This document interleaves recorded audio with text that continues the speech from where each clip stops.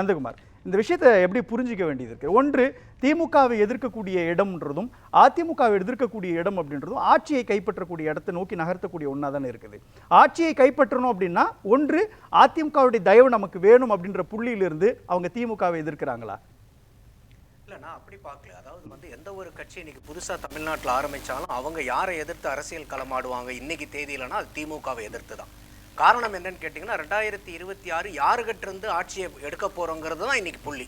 அப்போ இன்றைக்கி ஆட்சியில் இருக்கிறது யார்? திமுக. அப்போ அந்த திமுகவினுடைய விமர்சன கணைகளை தான் அதிகமாக கூர்மையாக்கணுங்கிறது எந்த ஒரு அரசியல் கட்சிக்கும் உண்டானது தான். அது இன்றைக்கி இவங்க அதிமுகவை ஏன் விஜய் கேட்கலங்கிறது அது நியாயமான கேள்வி இல்லை.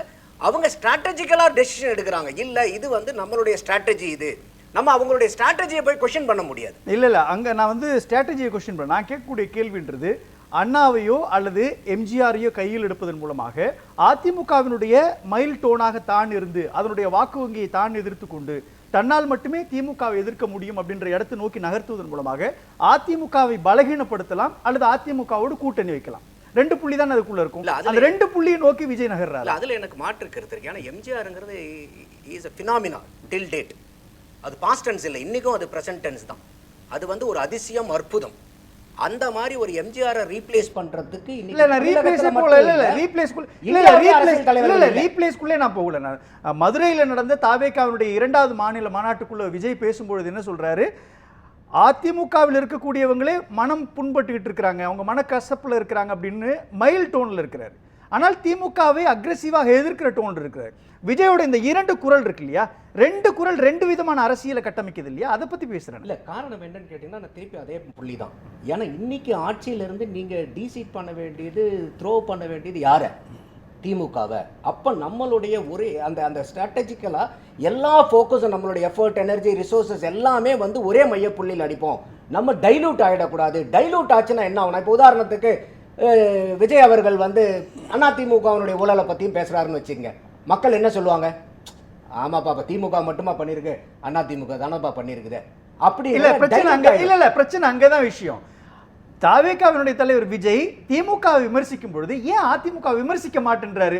அப்ப அவருடைய நியூட்ரலிட்டி என்னன்ற கேள்வி இருக்கு இல்லையா? இப்ப பிரகாஷ் பேசுறப்ப அதுதான் சொல்றாரு. இல்ல, திமுக விமர்சிக்கிறாரு, ஏன் அதிமுக விமர்சிக்கிறார்? திமுகவினுடைய யாராவது ஒரு அமைச்சர்களோ அல்லது முன்னாள் நிர்வாகிகளோ ஊழல் வழக்கில் சிறை சென்றிருக்கிறாங்களா அப்படின்ற கேட்கிற பொழுது அப்ப அவருடைய நடுநிலை என்பதும் ஆல்டர்னேட்டிவ் பாலிடிக்ஸ் அப்படின்றது கொஸ்டினபிளா மாறுது இல்லையா? அஜித் பேசுனதுல எனக்கு என்ன ஒரு கருத்து உடன்பாடுனா, இப்ப ஏற்கனவே அதிமுகவில் இருந்த முன்னாள் அமைச்சர்கள் ஊழல் செஞ்சவங்களை பூரா நாங்க தனி கோர்ட் அமைச்சு தண்டனை வாங்கி கொடுப்போம்னு சொன்னது யாரு? திமுக தானே. அப்போ விஜய் அவர்கள் இந்த மாதிரி தான் திமுகவை தான், இதுக்கும் திமுகவை தான் அவர் விமர்சிக்கணும். ஏங்க இந்த மாதிரிலாம் சொன்னீங்களே, அதிமுக மேல வழக்கு எடுத்து நீங்க தண்டனை வாங்கி கொடுப்பேன்னு சொன்னீங்களே, நீங்க என்ன பண்ணீங்க? அப்ப இந்த அதிமுகவினுடைய ஊழலை பத்தி விஜய் விமர்சிக்கணும்னாலும் அந்த விமர்சன கேள்விகளும் கணைகளும் எங்க போகணும்னா திமுகவுக்கு தான் போகணும். என்னன்னா இன்னொன்னு, இன்னைக்கு திமுக 10 வருஷமா அதிமுக செய்தது பிரச்சனை கிடையாது. 4.5 ஆண்டுகள்ல திமுகவை எல்லா விஷயத்திலும் விமர்சிக்கலாம். அப்படி ஆமா, இன்னைக்கு தேதியில அதுதான். என்ன காரணம்னு கேட்டீங்கன்னா இன்னைக்கு திமுக தான் ஆட்சியில் இருக்குது. அப்ப இன்னைக்கு அதிமுகவை நீங்க விமர்சிக்கிறது மூலமா you are going to achieve nothing. அப்போ நீங்க இன்னைக்கு you are aiming only DMK. அப்ப அந்த மாதிரி நீங்க ஆங்கிள் போறீங்க. ரெண்டாவது, இன்னைக்கு திமுகவினுடைய அரசியல் என்ன ஆயிடுச்சு அப்படின்னாக்கா, இந்த கடந்த 14, 19, 21, 24 இந்த கடந்த 3 தேர்தலா அவங்க பாரதிய ஜனதா எதிர்ப்புங்கிறது மட்டும்தான் அவங்களுடைய பிரதான அரசியலே. அவங்களுக்கு சமூக நீதியோ, சமத்துவமோ, பெண்ணுரிமையோ, சுயமரியாதை கொள்கைகளோ, இந்த கொள்கைகள் எல்லாமே எந்த கொள்கையும் இல்லை. ஒரு ஹைப்போதெட்டிக்கல் சிச்சுவேஷன். ஒரு அடுத்த 5-10 வருஷத்துக்கு பிஜேபி இன்னைக்கு தமிழ்நாட்டை விட்டு நாங்கள் வாக் ஓவர் வாங்கிறோம், பொலிட்டிக்கல் வாக் ஓவர்னு சொல்லிட்டா இன்னைக்கு திமுகவுக்கு பண்றதுக்கு தமிழ்நாட்டில் அரசியல் கிடையாது. அந்த அளவுக்கு அவங்க கொள்கையிலிருந்து நீர்த்து போயிட்டாங்க. அந்த இடத்துல அப்ப புரிஞ்சுக்க முடியுது. அப்ப அந்த இடத்துல பாஜகவை சேஃப் பண்றதுக்கு அல்லது பாஜகவை வலுப்படுத்துறதுக்கு விஜய் வந்திருக்கு இல்ல. அதைத்தான் நான் நுட்பம் விளங்கிக்கணும். இன்னைக்கு வரவங்க பூரா நீங்க பாரதிய ஜனதா எதிர்ப்புங்கிறதே திமுக மாதிரி அவங்களும் எடுத்தாங்கன்னா திமுகவுடைய போஸ்டர் பாயா விஜய் மாறிடுவார்.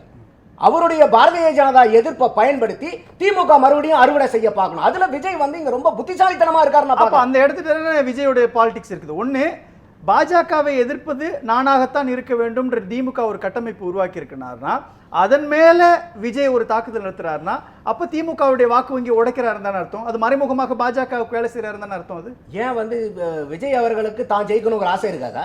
இப்ப இதே பெயிண்ட் டப்பாவை தான் என்ன பண்ணீங்க, ஐயா இப்ப அரசியல் ஞானியா இருக்காரு பாருங்க, அன்னைக்கு கலை ஞானியா இருந்தார், இன்னைக்கு அரசியல் ஞானியா மாதிரி திமுக ஜோதியில் ஐக்கியமா இருக்காரு பாருங்க கமலஹாசன். இதே ஐயா கமலஹாசன் மேல இதே பெயிண்ட் டப்பாவை தான் வந்து அடிச்சாங்க அன்னைக்கு பாரதிய ஜனதாவினுடைய பி டீம்னு. இன்னைக்கு அவரு எங்க போய் உட்கார்ந்துருக்காரு? அப்போ இது எல்லாம் எந்த ஒரு கட்சியுமே இன்னொரு கட்சியை பார்த்தீங்க பி டீம் சி டீம்ங்கறதுல எனக்கு நான் அதுக்குள்ள நான் போகல. விஜய் யாரை தாக்குதல் நடத்துறார், யாருக்கு சேஃப் கார்டு பண்றாரு அப்பட்டமாவே சொல்றாரு திமுக தான். இல்ல அனந்திட்ட கேட்ட அதே கேள்வியை தான் உங்கள்ட்ட கேட்கிறேன். திமுக பாஜக உள்ள வந்துரும் அல்லது பாஜகவுக்கு எதிராக ஒரு நரேஷன் செட் பண்ணி வச்சிருக்காங்க, அதன் மேல வந்து விஜய் வந்து தாக்குதல் நடத்துறாரு அப்படின்னா வேணுங்கனே பண்ணல திமுக. எஸ்ஐஆர் விவகாரத்துல பாஜகவை தான் பேசி ஆகணும். அந்த இடத்துல ஒரு நிமிஷம் இல்ல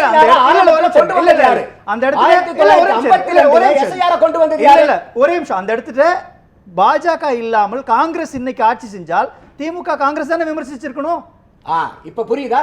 இப்ப இந்த எஸ்ஐஆர் விமர்சிக்கணும்னா இப்ப யாரை விமர்சிக்கணும்? உங்க காங்கிரஸ்க்கு போகணும். இல்ல நந்தகுமார், இன்னைக்கு ஆட்சியில இருக்கிறவங்க சொல்றேன், இன்னைக்கு காங்கிரஸ் கட்சி ஆட்சியில இருந்தா பாஜக இல்ல காங்கிரஸ் தான் விமர்சிச்சாகணும். அப்ப இன்னைக்கு விஜய் திமுக விமர்சிக்கணுமா பாஜக விமர்சிக்கணும்? இதேதான் நான் சொல்றேன். அப்ப இன்னைக்கு தமிழ்நாட்டுல யார விஜய் விமர்சிக்கணும்? திமுகவை தான் விமர்சிக்கணும்.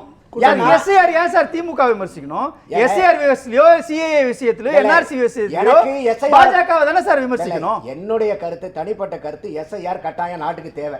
அதுல நான் விஜய் கருத்தோட உங்களுடைய தனிப்பட்ட விருப்பம். ஆமா, அதனால கேக்குறது என்னன்னா பாஜக மத்தியில் ஆட்சி செய்தார், என்ஆர்சி கொண்டு வராங்க, சிஏஏ கொண்டு வராங்க, அல்லது வந்து மின்சார தொடர்பான மசோதா கொண்டு வராங்க, எல்லா விஷயத்தையும் கொண்டு வராங்கன்னு வச்சுக்கலேன்.